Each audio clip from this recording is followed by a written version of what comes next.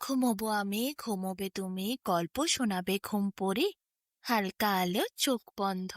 চলো একটা গল্প শুনি। রাতের গল্প বাংলায় আজকের গল্প এক পরমা সুন্দরী। মন্টু তার বন্ধুদের নিয়ে শিক্ষক মশাইয়ের জন্য একটি বিশাল বড় ফুলের তোড়া বানালো। তারপর শিক্ষক মশাইয়ের ঘরে গিয়ে একটি মিষ্টির প্যাকেট আর ফুলের তোড়াটি নিয়ে গিয়ে সকলে মিলে উপহার দিল। শিক্ষক মশাই তো দেখে অবাক, বলে, এ কি, তোরা এসব কেন এনেছিস? মন্টু আর বাকি সকলে বলে ওঠে, আজ যে শিক্ষক দিবস, তাই এনেছি। মাস্টার মশাই বলেন, তাই নাকি? তোরা আমায় এত ভালোবাসিস, আয় ঘরের ভেতরে আয়। এরপর তাড়াতাড়ি মাস্টার মশাই একটি ছেলেকে ডেকে তার হাতে পয়সা দিয়ে বলে, তাড়াতাড়ি ওদের জন্য রসগোল্লা আর সিঙ্গাড়া নিয়ে আয়, আর তার সাথে একটা সুন্দর উপহার আনবি। ছেলেটির কানে কানে কি উপহার সেটি বলে দিল মাস্টার মশাই। ছেলেদের জন্য সিঙ্গাড়া আর মিষ্টি আনছে। মাস্টার মশাইয়ের মুখের থেকে এই খবর শোনা মাত্রই ছেলেরা হৈ হৈ করে উঠল। মাস্টার মশাই বলল, তোদের সকলের জন্য উপহার আসবে, কিন্তু একটি বিশেষ পুরস্কার আসবে, যে সবচেয়ে বুদ্ধিমান তার জন্য। আজ আমরা শিক্ষক দিবসটাকে অনেক সুন্দর করে পালন করব। তোদের জন্য সিঙ্গাড়া আর রসগোল্লা বলেছি, সেটা তোরা সবাই খাবি। তারপর একটি আমি প্রশ্ন করব, সেই বুদ্ধির প্রশ্নের উত্তর যে দিতে পারবে তার জন্য আছে বিশেষ উপহার। আর তাছাড়া তোদের সকলের জন্যই উপহার আনতে পাঠিয়েছি। ছেলেরা আনন্দে হৈ হৈ করে উঠল।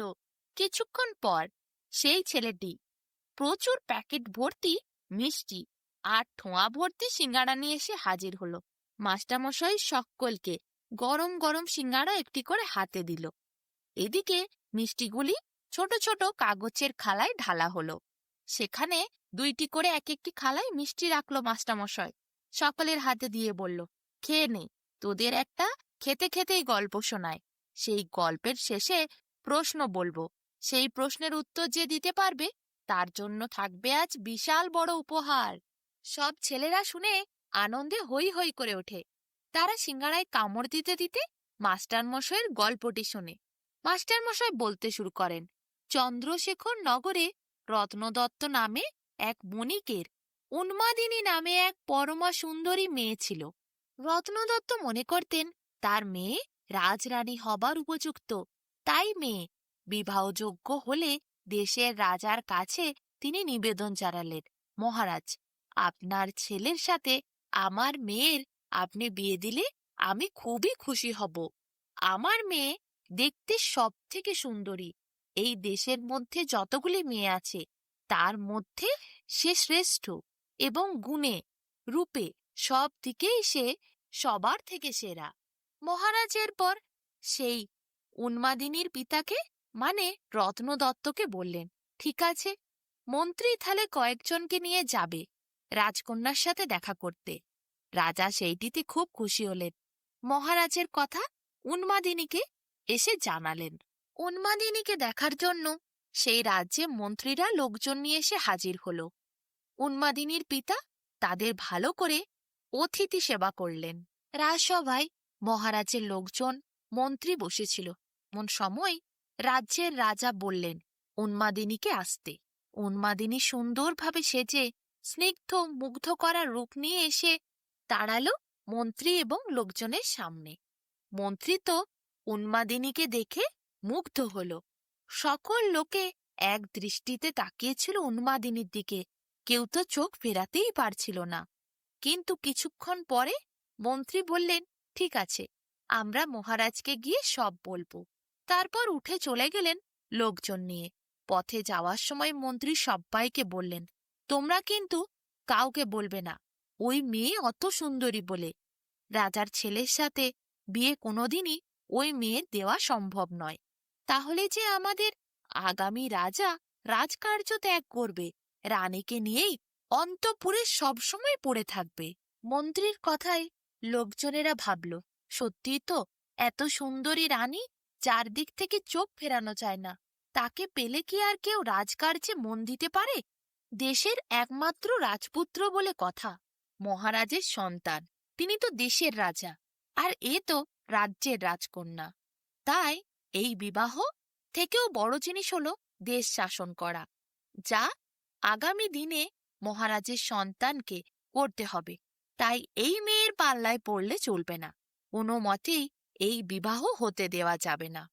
মন্ত্রী এরপর মহারাজকে গিয়ে জানালেন, মেয়েটি মোটেও অত সুন্দরী নয় যে আপনার সন্তানের সাথে বিয়ে দিতে হবে। মহারাজ মন্ত্রীর বলা কথাতে বিশ্বাস করে এই বিয়ের জন্য না করে দিলেন। এদিকে রত্ন দত্ত সে তার সেনাপতি বলভদ্রের সাথে পরে মেয়ের বিয়ে ঠিক করে দিলেন। বিয়ের পর তারা সুখে শান্তিতে বসবাস করতে লাগলো। ক্রমে বসন্তকাল এলো।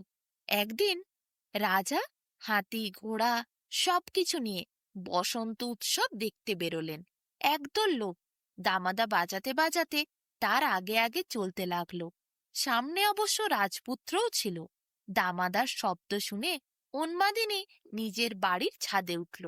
হাতিটি উন্মাদিনীর বাড়ির সামনে এলো যখন রাজার এবং রাজপুত্রের নজর পড়ল উন্মাদিনীর দিকে।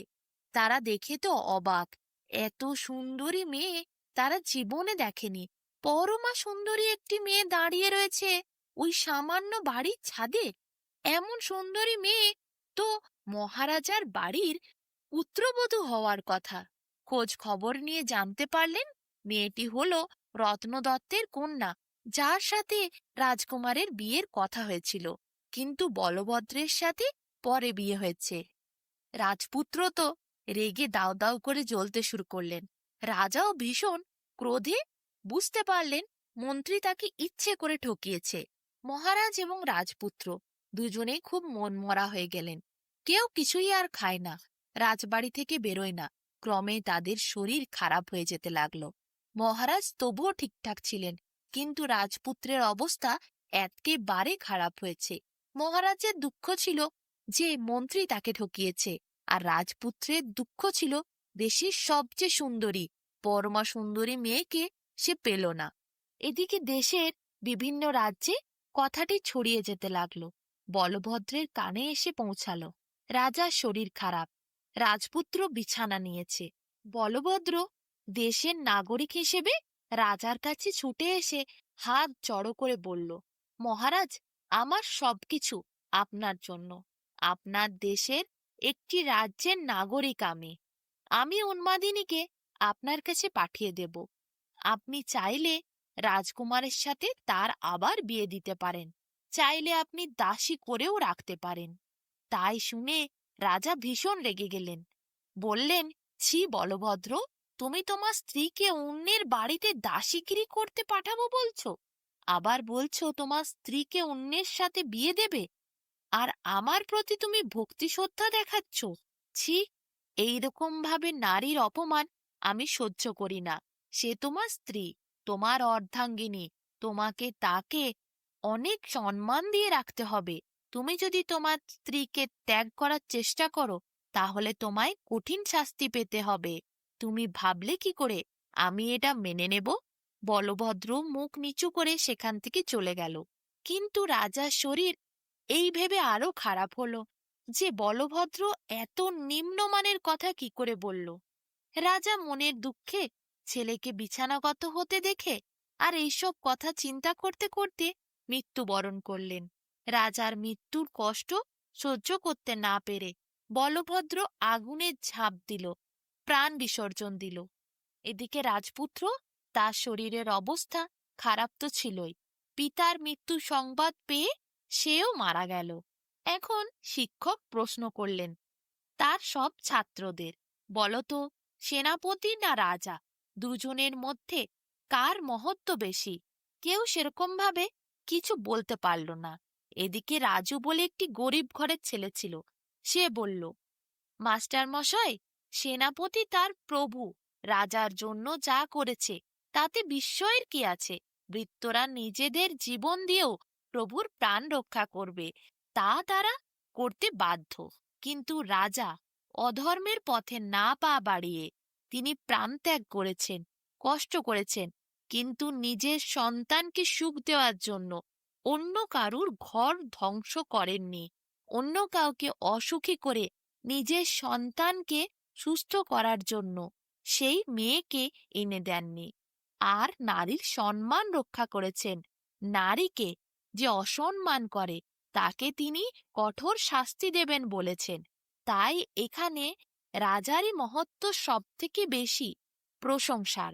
মাস্টার মশাই শুনে খুব খুশি হলেন।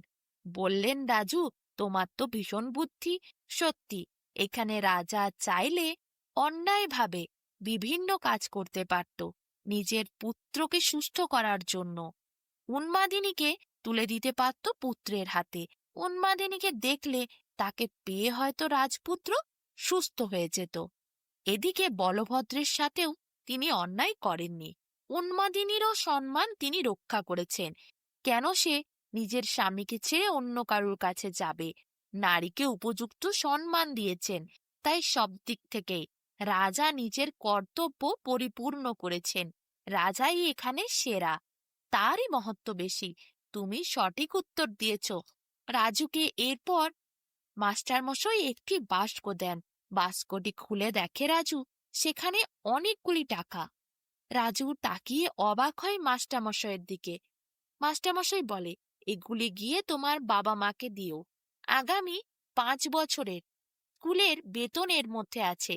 তোমার গরিব ঘর, পড়াশোনা করতে খুব অসুবিধে হয়। বাবা মা খেটে অনেক কষ্ট করে তোমায় পড়াশোনা শেখায়। তোমার বইপত্র কেনারও পয়সা নেই, তাই আমি এতে কিছু পয়সা দিয়েছি। আজ এইটি উপহার, যা আমি আমার ছাত্রের হাতে তুলে দেব বলেছিলাম। তুমি এটি উপহার নয়, পুরস্কার হিসেবে পেয়েছো, কারণ তুমি আমার প্রশ্নের উত্তর দিতে পেরেছ।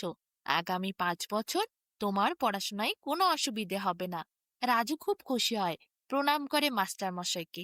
বাকি সকল ছাত্রদেরকে মাস্টারমশাই একটি করে ব্যাগ, বই, খাতা, পেন, পেন্সিল সবকিছু উপহার দেয়।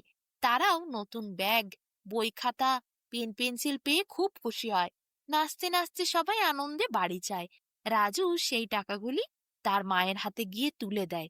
বলে, মাস্টার মশাই আগামী 5 বছরের পড়াশোনার জন্য যাতে কোনো অসুবিধে না হয়, তাই এটি আমায় দিয়েছেন। আমি একটি প্রশ্নের উত্তর দিয়ে পুরস্কার লাভ করেছি। রাজুকে এরপর তার মা অনেক আদর করে দেয়। রাজুও আনন্দে এরপর পড়াশোনাকে এগিয়ে নিয়ে যায়। আর সব ছাত্ররাও খুব খুশি হয় মাস্টারমশাইয়ের দেওয়া উপহার পেয়ে।